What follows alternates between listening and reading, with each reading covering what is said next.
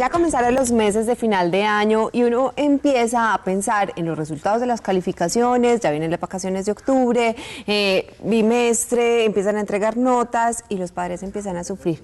Porque así como hay hijos que son muy juiciosos y llevan todas las calificaciones muy bien a la casa, pues también encontramos otros que son de pronto con un proceso de aprendizaje diferente.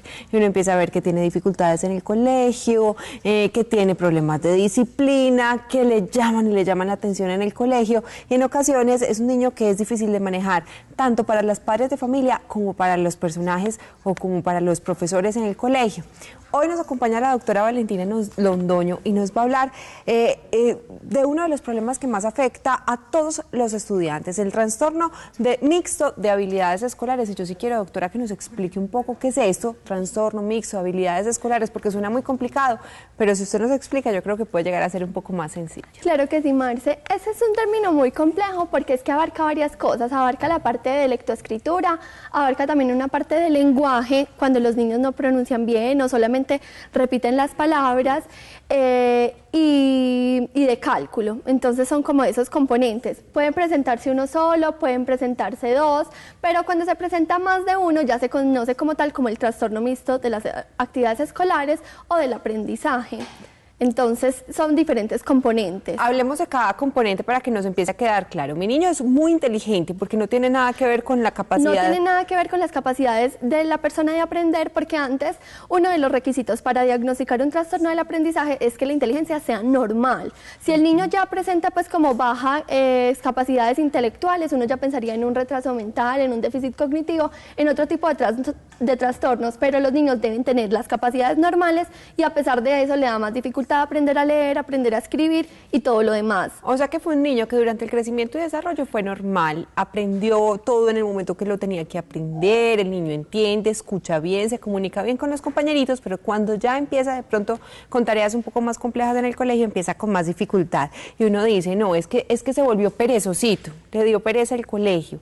¿Eso tiene algo que ver con pereza o no pereza dentro del estudio, bueno, o motivación? Obviamente sí se ve reflejado con pereza, porque es que los niños empiezan a hacer tareas y les empieza a dar mucha dificultad concentrarse, centrar pues como su energía a leer, a escribir, pero es porque les ha generado mucha dificultad y a lo que para ti no se te facilita, uno le coge pereza. Entonces obviamente hay que ver qué es lo que está pasando de fondo para poderle ayudar a esa pereza que se ve reflejado, pero que es un trastorno del aprendizaje o otras condiciones que pueden estar afectando al niño. Entonces hay que empezar a determinar. Entonces empecemos con el primero.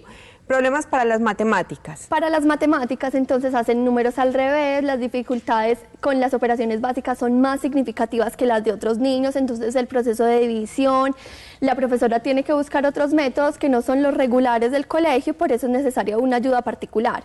Segundo, la escritura. Entonces, por ejemplo, confunden la D con la B, entonces van a escribir y no saben cuál es la que va para la derecha y cuál es para la izquierda. La E con el 3. Sí, también hacen ese tipo de letras al revés, fallas en ortografía muy significativas, pues no como las normales que tienen todos los niños, sino más significativas.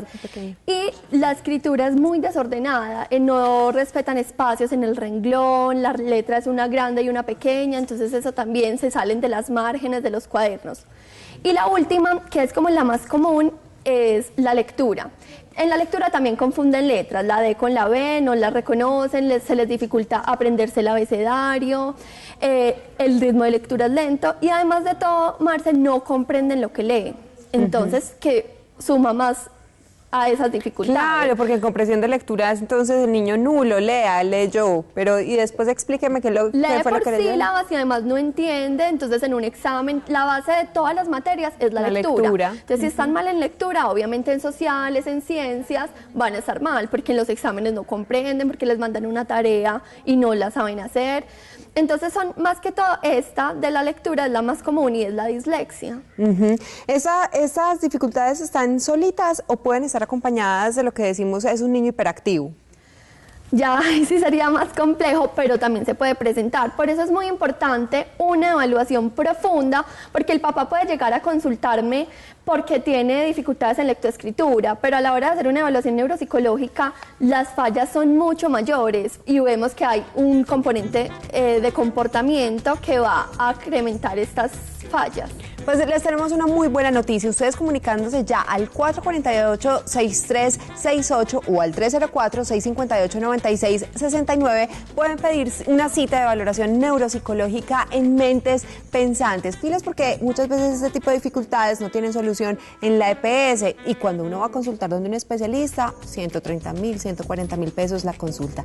Pero en este momento en Mentes Pensantes hay un 70% de descuento, así que la consulta queda solamente a 49.000 pesitos. Y las primeras 5 llamadas pues van a tener cita con la doctora Valentina, sin contar con que las primeras 20, esa cita inicial de valoración va a ser completamente gratis. Así que el 448-6368 pueden comunicarse, pilas, solo 20 llamadas iniciales completamente gratis, la consulta inicial, así que a marcar rápidamente. Muchísimas gracias, doctora, por habernos acompañado. A ustedes allá los esperamos, muchas gracias. Claro que sí, está muy lindo, usted siempre viene muy linda, pero hoy está especialmente bonita. Gracias. Sí.